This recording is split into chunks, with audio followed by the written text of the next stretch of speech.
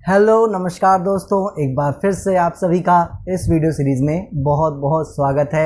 Market आप देख रहे हो एग्जैक्टली उसी जगह टाइम बिता रही है जहां हम इससे सजेस्ट कर रहे थे कि यहां ना बिताए तो ज़्यादा अच्छा है, थोड़ा ऊपर चला जाए तो ज़्यादा अच्छा है।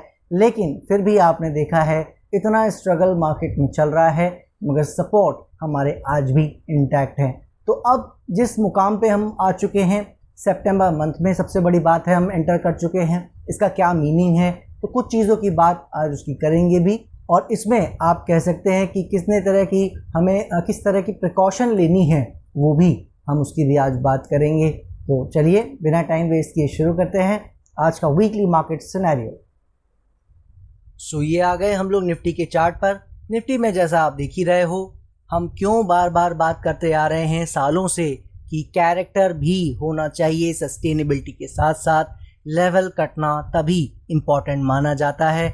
आप देखिए 300 की बात हम यहाँ पे आने से पहले ही बात करते आ रहे हैं कि 300 के नीचे इसे नहीं जाना चाहिए, और आप देखो कितनी बार अटेम्प्ट हुए हैं मगर एक बार भी प्रॉपर सस्टेनेबिलिटी तो दिखाया ही नहीं। और कैरेक्टर की बात करें तो उसे तो आप भूल ही जाओ, राइट। तो कुछ भी इसने शो हमें नहीं किया है।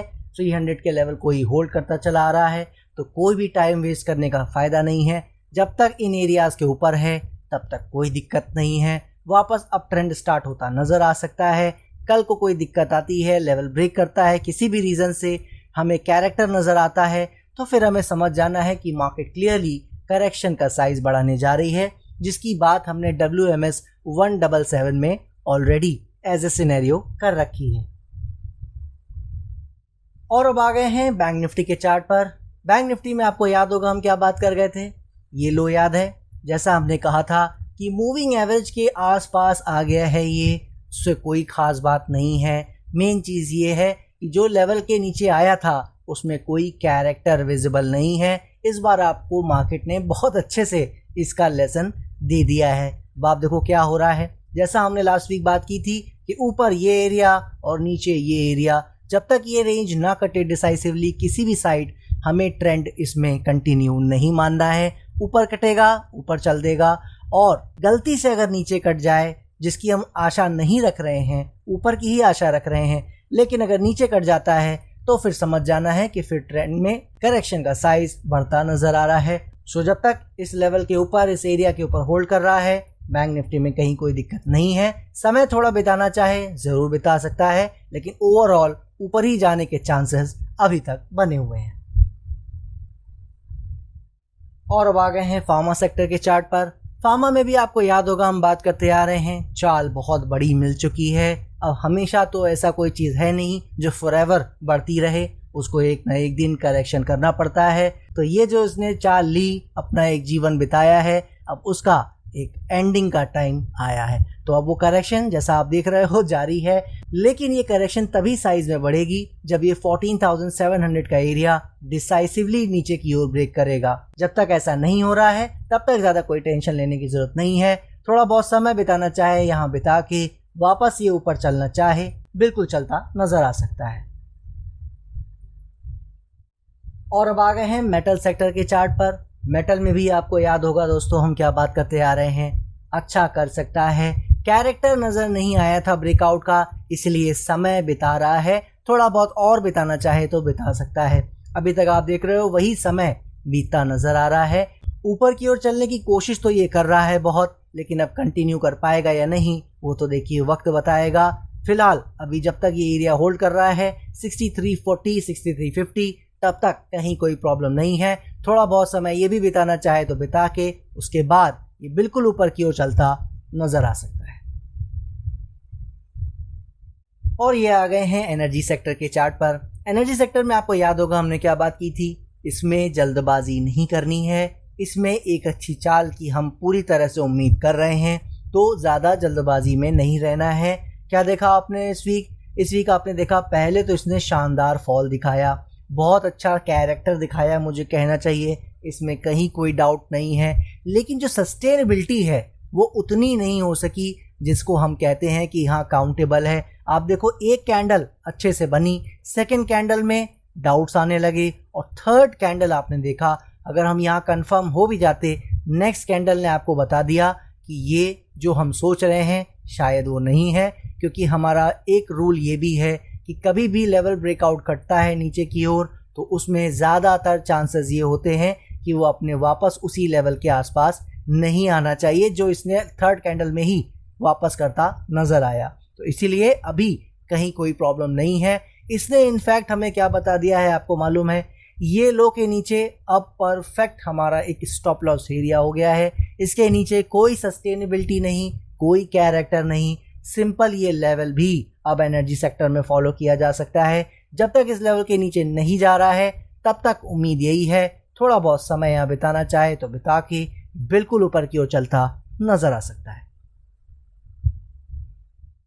और अब आ गए हैं आईटी सेक्टर के चार्ट पर। आईटी में भी देखिए आप क्या हो रहा है, जैसा हम एक्सपेक्ट कर रहे थे अभी तक वैसे ही काम करता चला जा रहा है। नीचे जो सपोर्ट हमने दे रखा है 28,800 900 उसके आसपास तो आने की बात दूर है, ऊपर ही रेजिस्टेंस एरिया के आसपास समय बिताता चला जा रहा है। लास्ट वीक भी यहीं कहीं था और इस वीक भी एंड होते होते आप देखो यही काम कर रहा है। तो अभी तक जैसा हमने बात की थी पहले भी कि यहाँ समय ये बिता सकता है, कोई बड़ी बात नहीं है, लेकिन उम्मीद यही है कि ब्रेकआउट सूनर और लेटर हमें अपसाइड ही मिलता नज़र आ सकता है। तो अभी तक उसमें ये कोई फेलियर करता नज़र नहीं आ रहा है। लेवल हमारा याद रखिएगा अभी भी वही है, अनफॉर्चुनेटली उसमें कोई चेंज नहीं है। जब तक सपोर्ट एरिया होल्ड कर रहा है, वापस नीचे आना चाहे थोड़ा बहुत तो आके ये समय बिता के ऊपर ही ब्रेकआउट देना चाहिए, ऐसी ही हम उम्मीद अभी तक इससे कर रहे हैं। ऑटो सेक्टर में जब हम बात करने की कोशिश करते हैं तो आप देखते हो कहीं कुछ बताने को रहता ही नहीं है, कोई चेंज इसमें नहीं है। जैसा हमने फार्मा में बात की थी वैसा ही ऑटो में बात कर रखी है। शानदार चाल देने के बाद एक आराम का पीरियड चल रहा है, वो भी आप देख रहे हो ज़्यादातर ये ऊपर की ओर ही आने की कोशिश करता नज़र आया है। तो हालांकि इससे कोई ख़ास फ़र्क नहीं पड़ता है, वापस नीचे आना चाहे आ सकता है, कोई बड़ी बात नहीं है। लेकिन जब तक 15,000 का एरिया डिसाइसिवली ब्रेक नहीं करता है, ये याद रखना है कि कहीं कोई प्रॉब्लम ऑटो सेक्टर में बढ़ती नज़र नहीं आएगी। और जब तक इन लेवल्स के ऊपर है तब तक उम्मीद यही है कि थोड़ा बहुत समय बिताने के बाद ये बिल्कुल ऊपर की ओर जाना चाहे तो और जाता नज़र आ सकता है। सेम वही बात जो हमने फार्मा में ऑटो में कर रखी है, एफएमसीजी में भी आपको याद होगा हमने यही बात कर रखी थी कि एफएमसीजी भी हमारी सोच से बेहतर परफॉर्मेंस देता नज़र आया है। जितना एक्सपेक्ट हमने किया था 53-54,000 का ऑलमोस्ट वहीं आता नज़र आया है और वहाँ से फिर करेक्शन एक आता नज़र आ रहा है। करेक्शन का साइज़ याद रखिएगा तभी बढ़ेगा जब ये इन एरियाज़ के ज़्यादा नीचे सस्टेन और कैरेक्टर दिखाता नज़र आएगा। तो वो अभी तक इसने किया नहीं है, किसी भी तरह का कोई भी चेंज नहीं है।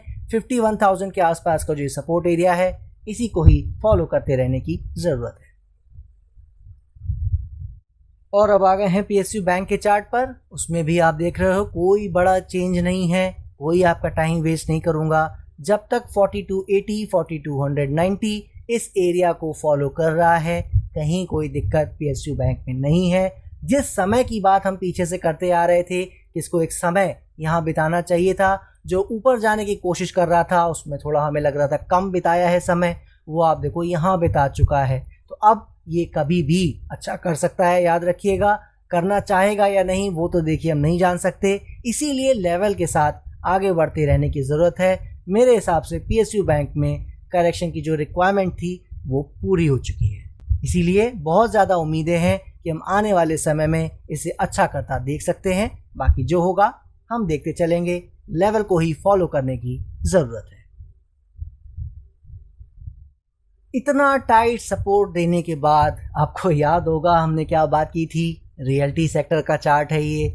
इतना टाइट सपोर्ट था, ये बिल्कुल यही काम कर रहा था। हमने ये सपोर्ट दे दिया था कि इसे 525 का एरिया ब्रेक नहीं करना चाहिए और अभी तक आपने देख लिया कहीं कुछ भी नहीं हुआ। इस एरिया को फॉलो करते हुए ऊपर की ओर बढ़ता नज़र आ रहा है। हालांकि मैं ये नहीं कह रहा हूँ कि अब ट्रेंड शुरू फिर से हो गया है, बिल्कुल ये और समय बिताना चाहे बिता सकता है, लेकिन ठीक ठाक करेक्शन तभी मानी जाएगी कि उसकी शुरुआत हो गई है जब ये 525 का एरिया डिसाइसिवली ब्रेक करता नज़र आएगा। तो जब तक ऐसा नहीं हो रहा है, उम्मीद यही है थोड़ा बहुत समय बिताना चाहे तो बिता के ऑटो, एफएमसीजी, फार्मा, इन सभी सेक्टर की तरह रियल्टी भी वापस ऊपर की ओर चलता बिल्कुल नज़र आ सकता है। ट्रेंड में हमें कभी भी उसके अगेंस्ट प्ले करने की कोशिश नहीं करनी चाहिए। ये देख लिए आपने सभी चार्ट्स। चलिए सबसे पहले कंक्लूजन में सेक्टर्स को ही समझ लेते हैं।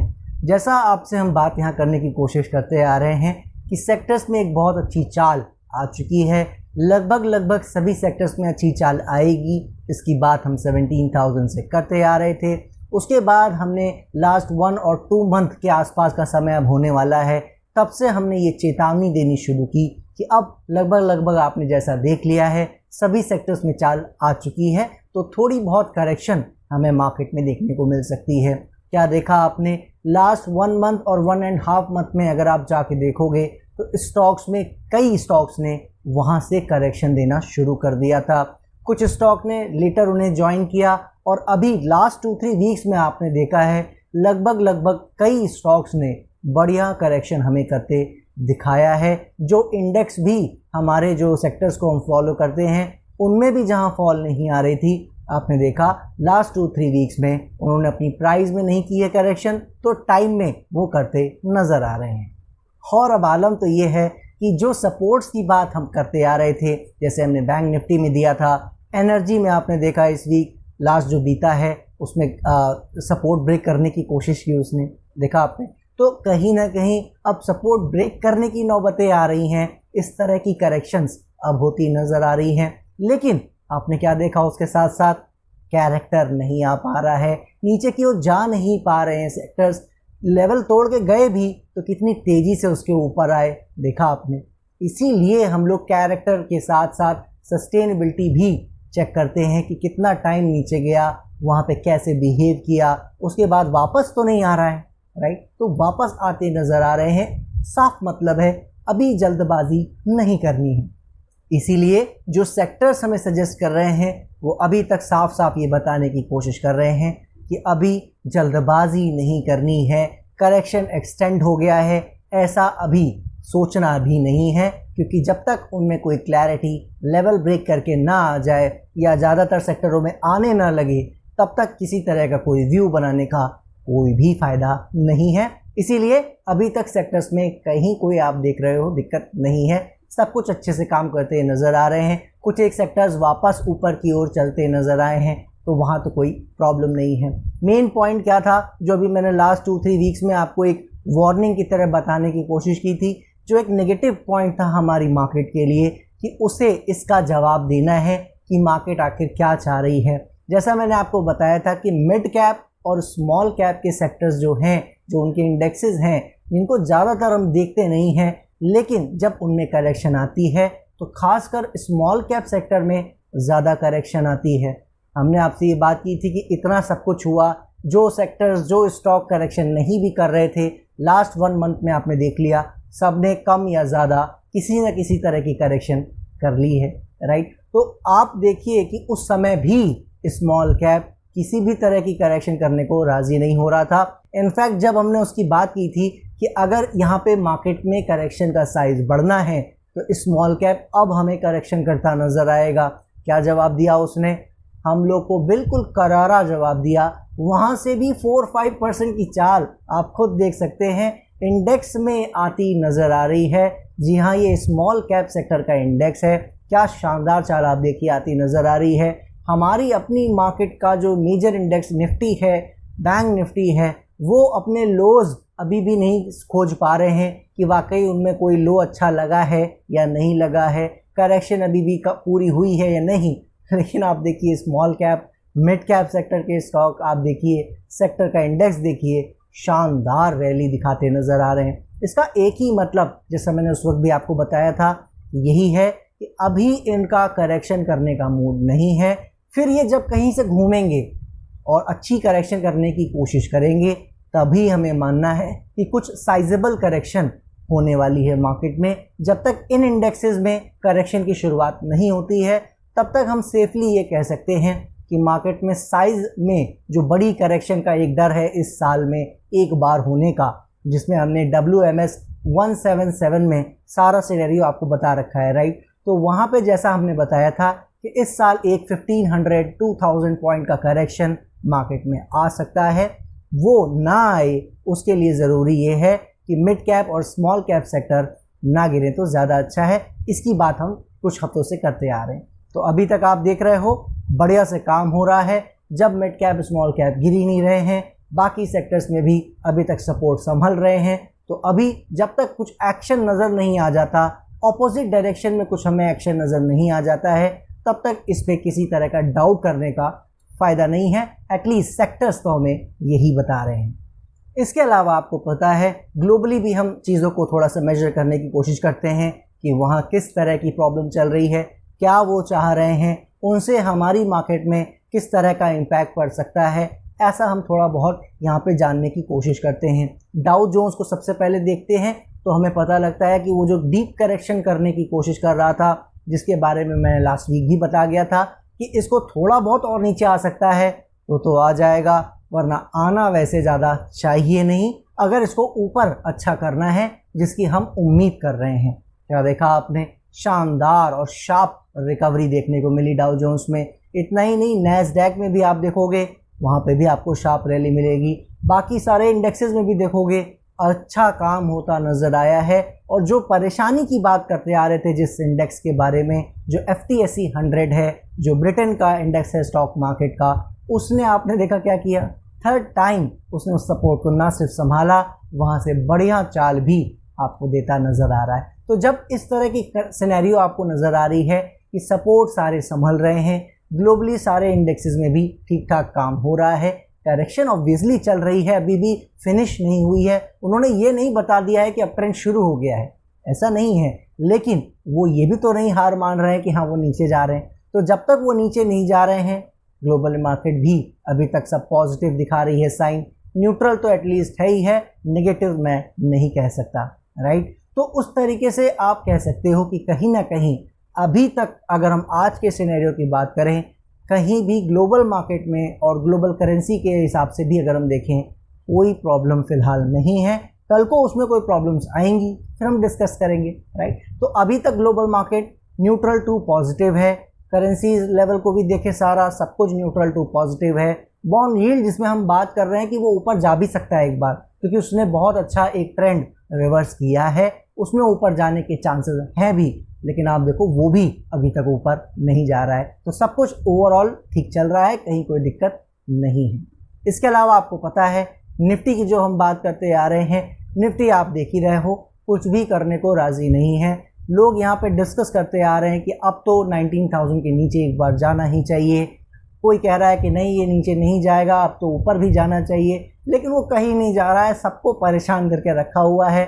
ऑप्शन प्लेयर्स जो बायर हैं उनकी खासकर अच्छे से लगा लगाई है इसने लास्ट 1 मंथ में, और बहुत सारा परेशान इसने लोगों को किया है।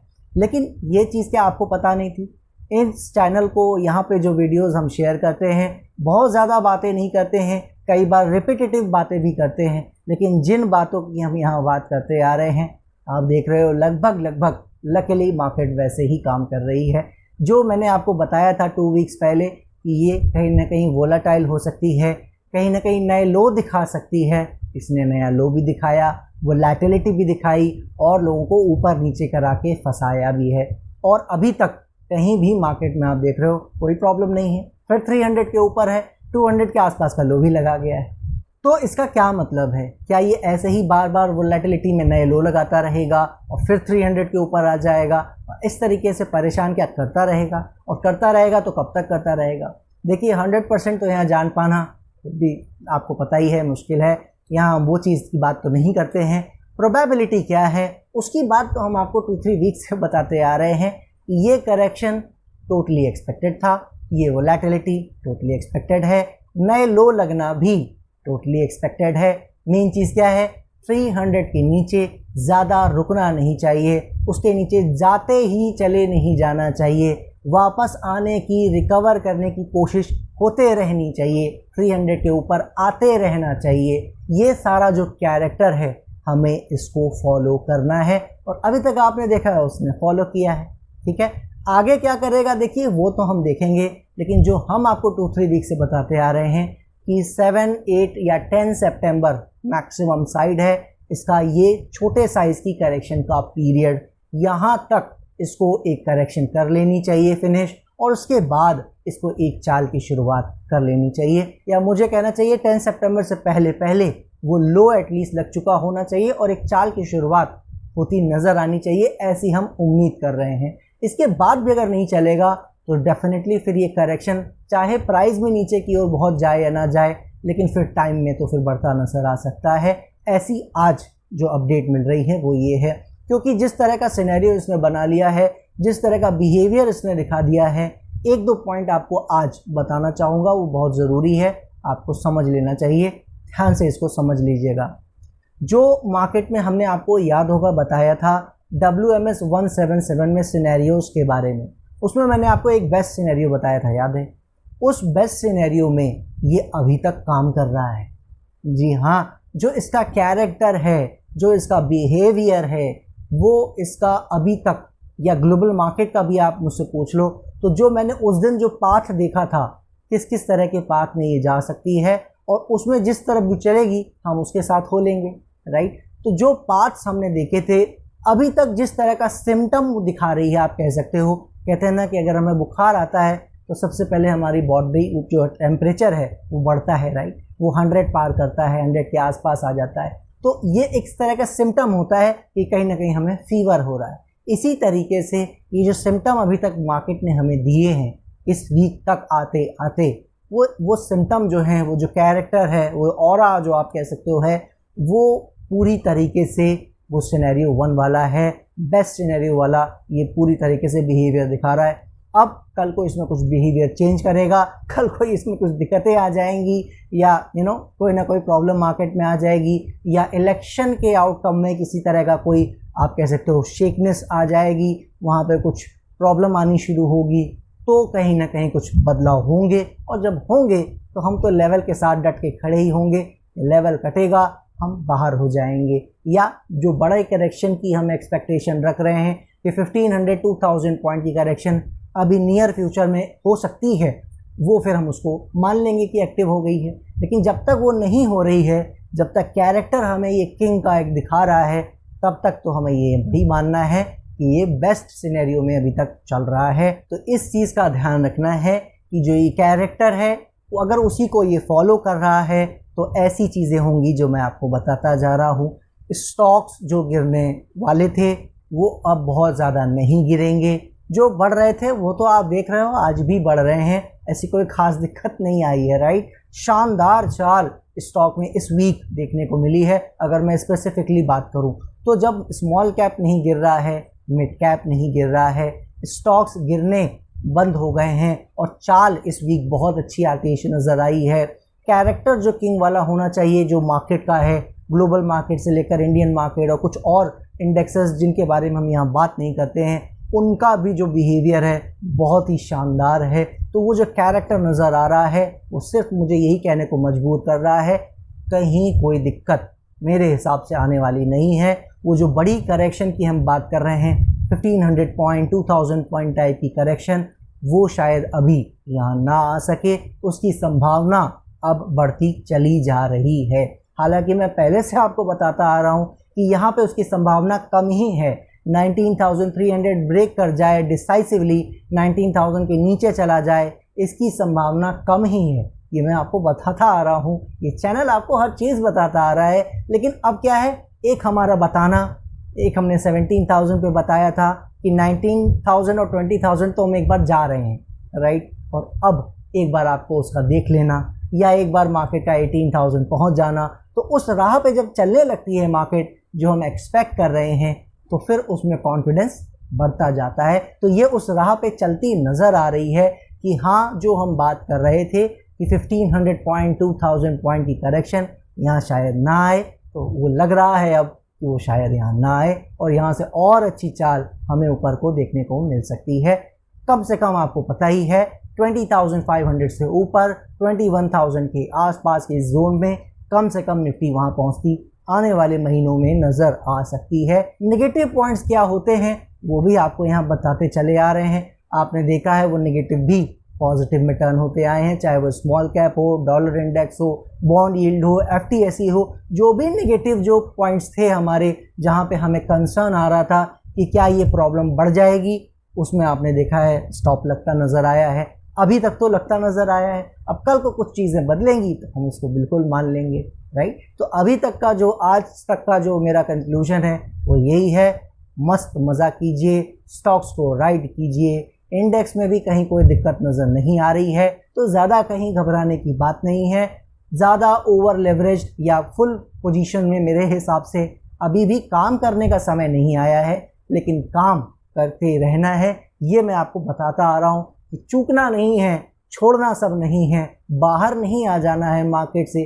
ट्रेडर्स की बात मैं करता आ रहा हूँ कि वो 3-4 मंथ्स की पोजीशन, उससे छोटे टाइम की पोजीशन में थोड़ा सा विशेष ध्यान रखें, स्टॉप लॉसेस को स्ट्रिक्ट रखें। उनके लिए भी यही अपडेट है कि वो कोशिश ज़रूर करते रहें। बाकी कहीं कोई प्रॉब्लम मैं आज कह सकता हूँ कंफर्टेबली नहीं नज़र आ रही है। आने वाले हफ्ते थोड़े क्रूशियल हैं। जो पॉइंट एक रह गया था आपको बताना, ऑलमोस्ट मैं भूल ही गया था, मैं सच बताऊँ आपको, वो ये है कि सितंबर मंथ का जो एक समय है, ये टाइम के कोरिलेशन में अगर मैं बात करूँ इम्पॉर्टेंट है।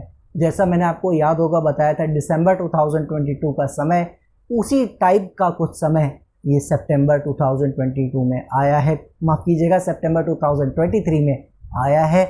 यहाँ पे जो बिहेवियर है वो यहाँ से आने वाली मार्केट के बिहेवियर को कुछ ना कुछ तय करेगा। तो पूरा सितंबर और स्टार्टिंग अक्टूबर भी हमें थोड़ा सा देखते चलना है। तो ऑब्जर्वेशन हमारी चालू है, लेकिन अब सिर्फ ऑब्जर्वेशन करेंगे तो कोई फ़ायदा नहीं होगा, राइट। मार्केट में काम भी करते रहना है, बस फुल फ्लेश बिल्कुल ऐसा गंगो नहीं होना है, लेकिन काम ज़रूर करते रहना है। और इन्वेस्टर को तो गंगो भी है अगर, मेरी नज़र में कोई दिक्कत नहीं है, वो तो फुल्ली इन्वेस्टेड होने ही चाहिए।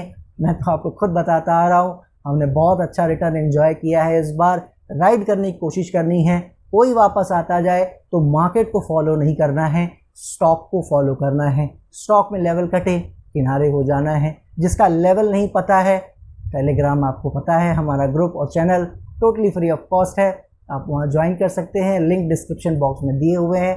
वहाँ आप कोई भी सवाल पूछते हैं, जवाब लिटिल सूनर और लेटर आपको मिल ही जाता है, राइट। तो वहाँ पे बिल्कुल आप पूछ सकते हैं, जो भी शॉर्ट टर्म मीडियम टर्म के लेवल होंगे हम वहाँ बिल्कुल शेयर करने की कोशिश करेंगे। किसी तरह का कोई डाउट हो टेलीग्राम में आप बिल्कुल पूछ सकते हैं, या वीडियो में ही नीचे कमेंट बॉक्स में पूछ सकते हैं। आशा करता हूँ मैं अपनी बात आपके सामने रख पाया हूँगा। इम्पॉर्टेंट वीडियो है ये, इसको थोड़ा ध्यान से देख लीजिएगा।